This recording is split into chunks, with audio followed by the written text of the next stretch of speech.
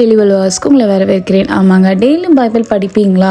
டெய்லியும் அந்த பைபிளை தியானிப்பீங்களா? வார்த்தையை ஏன் கேட்குறேன் தெரியுமாங்க? வசனம் அழகாக சொல்லப்படுது. லூக்கா 11:28 தேவனுடைய வார்த்தையை கேட்டு அதை காத்து கொள்கிறவர்களே அதிக பாக்கியவான்கள் என்றார். ஆமாங்க, நம்ம டெய்லியும் ஆண்டோடைய வார்த்தையை படிக்கிறோம். அந்த வார்த்தை என்ன தெரியுமாங்க செய்யும்? உங்கள் இருதயத்தில் கிரியைகளை செய்யும்.